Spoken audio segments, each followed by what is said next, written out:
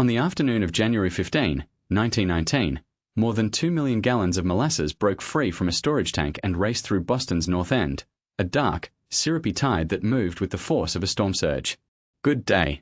You are about to hear the full story of how a household sweet became an agent of destruction, how ordinary choices and industrial haste created a disaster that left 21 people dead, scores injured, and an entire neighborhood changed forever.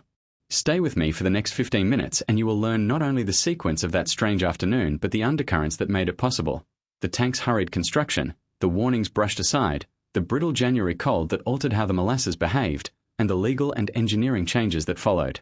This is a tale of engineering and error, of grief and resilience, and of how a city rebuilt its trust in the systems that serve daily life.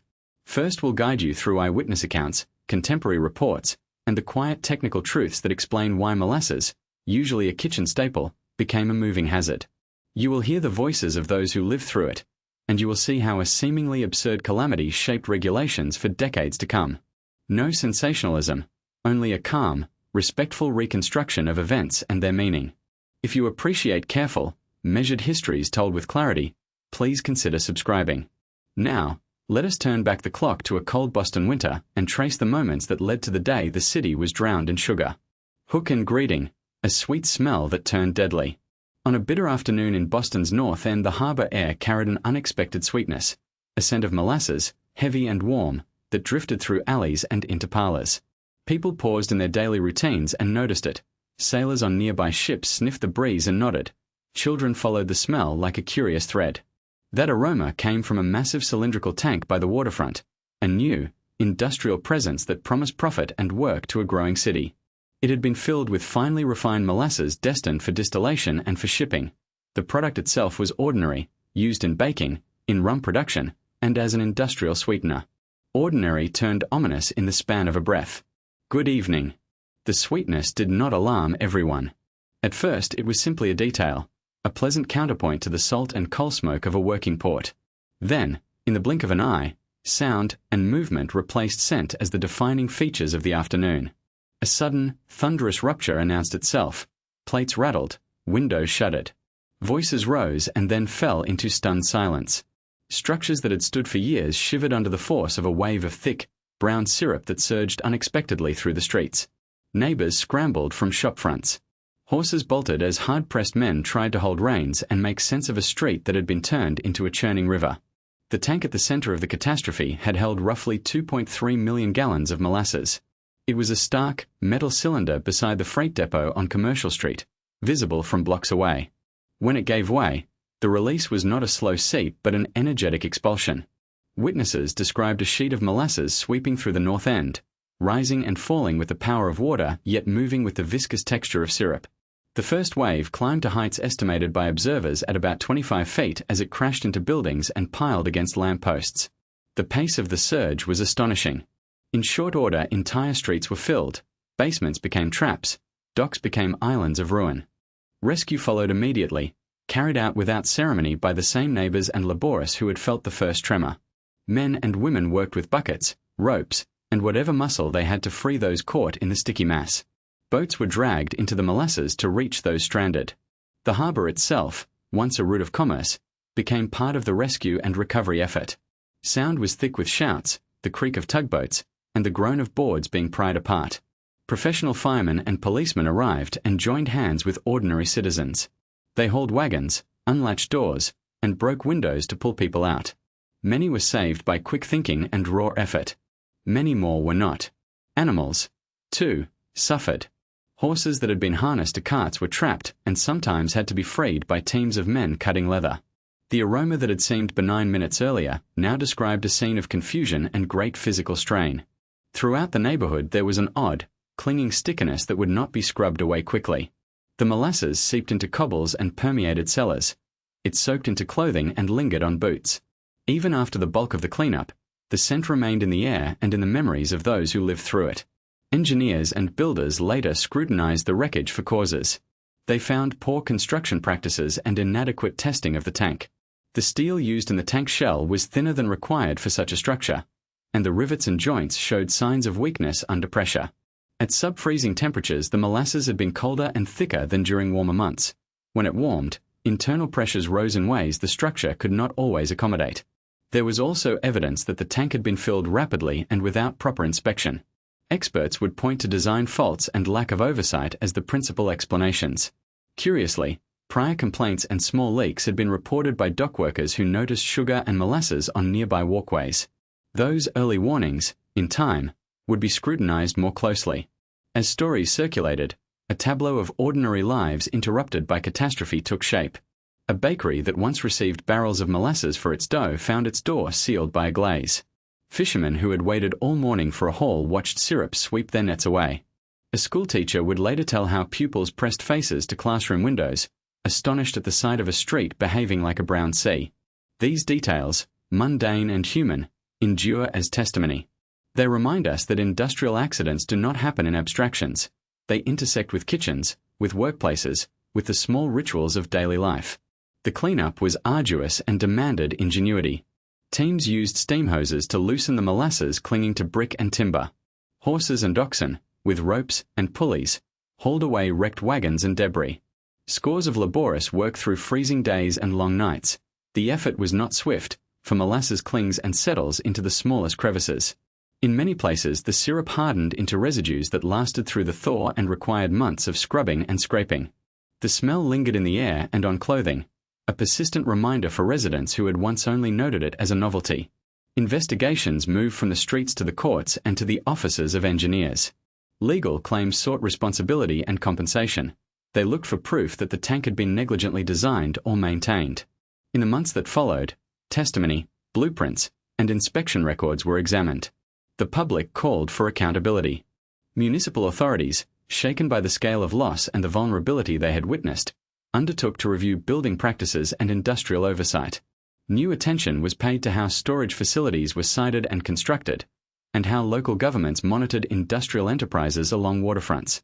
The human dimension remained at the center of all recounting.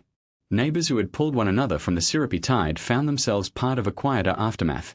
Funerals, memorials, and community relief. Shops reopened slowly. Docks returned to work, though some workers relocated their routines or left the neighborhood altogether. For years, the smell of molasses would surface in memory as both a literal scent and a symbol of how ordinary certainties can be overturned in a single instant. If you have appreciated this account and would like to hear more calm, carefully told historical narratives, please consider subscribing. Your interest helps ensure these stories are kept alive, not only as curiosities but as lessons in responsibility, engineering, and community. The sweetness that once drew curiosity had become an urgent, deadly force. The greeting of that scent turned into a summons for rescue, reflection, and reform. Setting: Boston's North End, winter, industry, and the molasses tank. Hello. The North End of Boston was, at that time, a tight weave of narrow streets and brick rowhouses pressed up against the harbor, a neighborhood where the ordinary rhythms of daily life, markets, laundries, barbershops, and the chatter of immigrant families, met the coarse, mechanical pulse of industry along the waterfront. The city's harbor sheltered a dozen small piers and warehouses, each one stacked with crates, barrels, and the smells of commerce. Ships came in with cargoes from the Caribbean and beyond, and their narrow gangways spilled sailors and dockworkers into alleys that smelled of tar and salt. In winter, the sea and sky had a clean, sharp quality. Wind cut down the wharves and along Commercial Street, and every exposed surface held a film of frost. Snow did not obscure the industry. Instead, it framed it, rhyming the edges of iron railings and making the dark shapes of cisterns and chimneys more conspicuous against a pallid sky. Along the waterfront, one large, cylindrical tank dominated the immediate landscape. It rose like a dark drum beside the warehouses, its riveted steel plates stained and shining with thick streaks of molasses that had oozed from seams and run in slow, brown drips. The tank's dimensions were imposing. It held millions of gallons of molasses and stood several stories tall, its girth wide enough to dwarf the horse-drawn wagons and small delivery carts that passed within a few yards. From certain approaches, its bulk almost obscured the harbor beyond, and from others it loomed over narrow streets where children played despite the cold. People pointed to it in passing. Workers cursed at it when it leaked onto the cobbles and clogged the wheels of their carts. Small-time vendors plied the sticky runoff, collecting drips in pails to sweeten bread or to feed livestock. It was a resource as much as it was an industrial fixture. Winter matters here in ways that are not immediately obvious to the casual observer.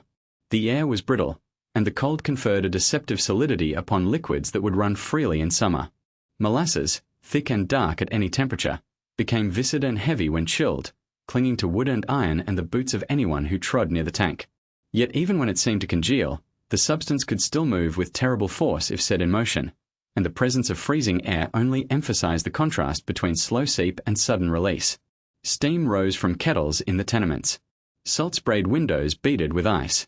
In the alleys, the molasses that had spilled days and weeks earlier collected ice-crusted edges and left a brown glaze on the cobblestones that glinted in the weak winter light. It made every surface, even in the deep cold, a little more dangerous and a little more extraordinary. Nearby, the mechanisms of commerce never rested. Rail spurs ran close to the tank so that tank cars and wagons could deliver the thick, syrupy cargo drawn from sugar mills and refineries elsewhere.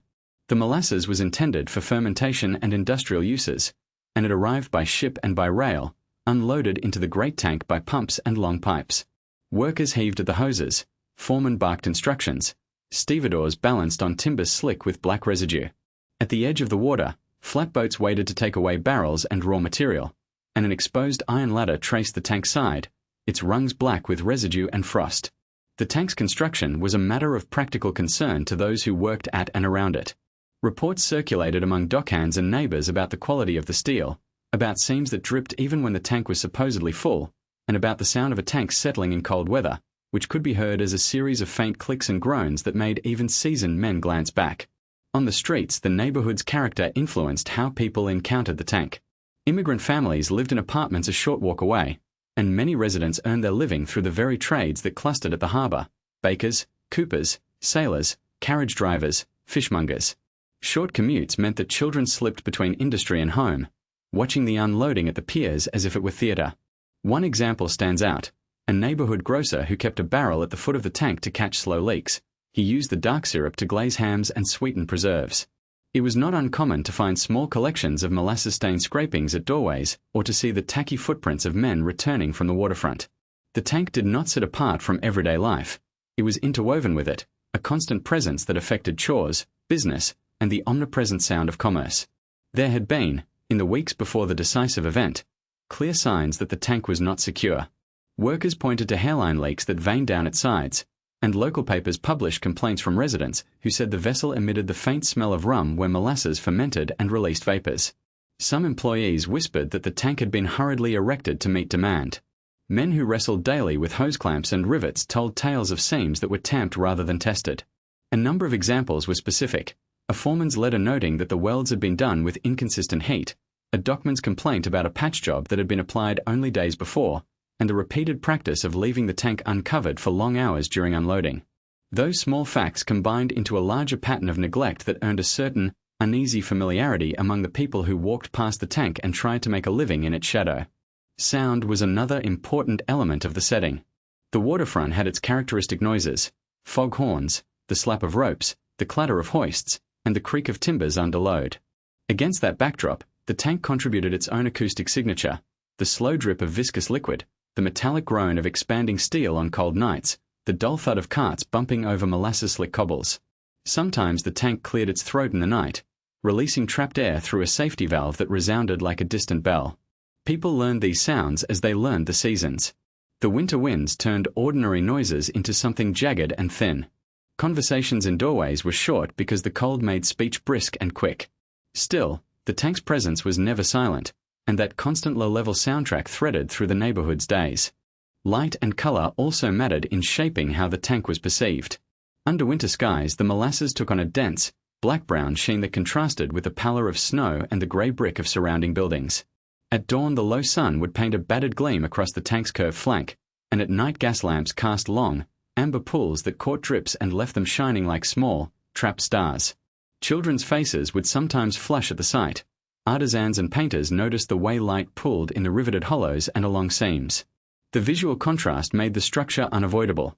It dominated sight lines from both the water and the streets, and even those who worked at a distance could name its peculiarities. A cooper might tell you how the sun outlined the tank's rivets in such a way that the metal looked braided.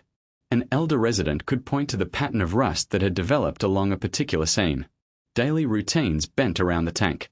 Merchants scheduled deliveries to avoid the muddiest patches. Streets nearest the waterfront bore a permanent tackiness that ruined the soles of shoes and the iron rims of wagon wheels. School teachers warned pupils about the slime on stoops. And yet, life went on. Weddings were celebrated, bread baked, and laundry hung to dry, often with a faint scent of sugar clinging to the linens. There was a stoic quality to how the community accepted industrial hazards. Risk was woven into the fabric of work and neighborhood life. Practical examples abounded. A butcher who salted his floors more often to keep them from freezing into a glaze of sugared sludge, fishermen who greased their nets to prevent molasses from clinging, and merchants who negotiated discounts to compensate for the occasional sticky residue that ruined goods. The tank's ownership and purpose were common knowledge. It belonged to a company that purchased foreign molasses and intended to process it for further industrial use, which explains why the great vessel stood where it did, strategically placed for efficient transfer. The brass plaques on nearby office doors listed company names, and dock ledgers recorded incoming ships' manifests. Men carrying clipboards marked the arrival of sugar-laden vessels, and stevedores logged barrels that would feed vats for fermentation. The machinery of commerce was visible and exact. One could read, in the ledger entries and in the faces of foremen, the pressure to meet quotas and to keep the docks moving even as the weather made every task harder. Finally, there was the human scale of the setting. People who lived their lives with that tank as a backdrop. Portraits could be drawn from many small scenes. A laundress folding sheets on a stoop, lips blue with cold, paused to look at a child chasing a rolling barrel down a street tacky with syrup. A teamster stopped to wipe his gloved hands on his coat after hauling a load through a sticky patch and joked about Boston's sweet winter to mask a deeper unease. A man on his way to the harbor to keep watch on unloading wagons stopped to collect a small jar of molasses that had pooled in a gutter. It would sweeten his evening coffee. They treated the tank as they treated other dangers, with a combination of pragmatic adaptation and weary acceptance, informed by specific experiences and local knowledge. If you would like more quiet, detailed accounts like this one, please subscribe for future narrations. Thank you for listening. The day the tank failed, the wave and immediate chaos. Hello. A 50-foot steel cylinder sat by the waterfront in Boston's North End, holding roughly 2.3 million gallons of molasses. It had swelled and leaked for days, and neighbors had long complained of a sweet, cloying odor that clung to boots and coats. The tank belonged to the Purity Distilling Company and stood near the elevated railway and a tangle of narrow streets. Its rivets had been noted as thin in places, and a slow seep had left dark, dried streaks on the surrounding pavement. On an unusually warm winter afternoon, the stresses inside that vast, sticky vessel increased, and then, with little warning, the shell of steel began to fail. Witnesses later described a noise like a thunderclap, a metallic groan followed by a sound that swallowed everything else. The tank ruptured outward. A wall of molasses, 15 to 25 feet high by some contemporary estimates, bore down the street at a speed likened to a freight train, perhaps as fast as 35 miles per hour. It plowed through wooden fences and rail supports, swept away horse-drawn wagons, and shattered the doors and windows of small businesses and tenements that rose along Commercial Street and the adjacent lanes. One instant the neighborhood was ordinary. The next it became a brown, moving disaster. The first seconds were bewildering. People were toppled as if by a sudden, invisible tide. Short cries turned into prolonged calls for help. Men who had been standing at a street corner found themselves shoved against brick walls. Women carrying parcels were pinned by sticky, heavy syrup. Children who had been playing nearby were caught in the flow and dragged into the chaos. Some were pulled free by neighbors before the wave passed. Horses, unable to free their hooves from the heavy mass, were thrown and trapped, and the collapsing boards and ironwork added the terrifying clutter of falling structures to the confusion. Emergency response arrived amid utter disorder. Firefighters and policemen pushed through the syrup-choked streets, dragging ropes, and tying them to lampposts and railings to steady rescuers. Hoses were brought up, but ordinary water only spread the molasses at first, making the surface slick and treacherous. Men formed human chains to reach those who were pinned. Short teams dashed into the dark, sticky current to wrap arms around strangers and haul them back to firmer ground. The local hospital and improvised aid stations filled quickly, and simple acts, blankets, steadying hands, a piece of cloth pressed to a face, became the first lifelines. Sensory impressions from that day lingered in the reports: the smell of sugar thick in the air, a sweet odor that did not comfort, the sight of buildings smeared in brown, as if an enormous painter had thrown a canvas across the neighborhood, the feel of molasses that clung to clothing and skin, turning every movement laborious. Streetcars were overturned and tracks bent. The elevated railway suffered damage, its supports buckled by the initial shock. Photographers and reporters, when they could reach the area, found men waist-deep in syrup, pulling wood, and iron free. lifting the stunned and the hurt onto sidewalks and stoops. People worked with what they had. Fireboats pumped cold seawater from the harbor in an effort to wash away the mass. Salt and sand were thrown onto the sticky surface to create traction. Volunteers dug at the edges as rescue dogs nosed for survivors, and the first responders called names aloud, trying to identify the missing. The cities, rescue efforts, the courtroom battle, and why it mattered. 21 people lost their lives and many more were injured when a massive steel tank failed and unleashed a torrent of molasses into the streets of Boston's North End. Hello. In the minutes and hours that followed, rescue teams and ordinary citizens moved with a single, urgent purpose: to pull people from the viscous flood, to find the missing, and to stop the flow where they could. Rescue began almost immediately, though it was unlike any emergency responders had faced. Firefighters and police arrived amid shouts and confusion, and neighbors ran out of tenements with blankets and warm clothing. Horses and carts, pressed into service in a city still dependent on animal labor, hauled some of the injured to temporary shelters. The molasses was not simply a liquid. In cold weather it behaved like a glue, clinging to fabric, clogging lungs, and making movements slow and treacherous. Rescuers had to work with gloved hands and makeshift tools, cutting away clothing and carrying people to bakeries, schools, and saloons that had become impromptu first aid stations. Their actions were swift and practical. They used ropes to steady those caught in the current, and makeshift stretchers to remove the badly burned or bruised. Many of the first responders were volunteers from nearby industries and dock workers. They saw neighbors engulfed and did what they could. Medical care was administered in cramped rooms and on store counters. Ambulances navigated sidewalks slick with sugar and sticky residue. Legacy, safety laws, corporate responsibility, and the story today. A towering steel tank gave way and unleashed some 2.3 million gallons of molasses into a crowded neighborhood, killing 21 people and injuring roughly 150. Hello. That single cataclysm exposed more than physical weakness. It revealed gaps in regulation, lapses in corporate ethics, and the urgent need for disciplined engineering practice. The immediate legal aftermath was long and public. Survivors and families brought a civil suit that stretched for years and drew intense scrutiny into the business practices of the company that owned the tank, the quality of the tank's construction, and the decisions of managers who continued to use a structure that had shown warning signs. The company initially attempted to shift blame.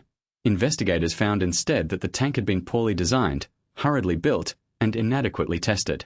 Witness testimony at trial described visible leaks, employees bailing out molasses from seams, and the tank's very seams bulging long before the catastrophic failure.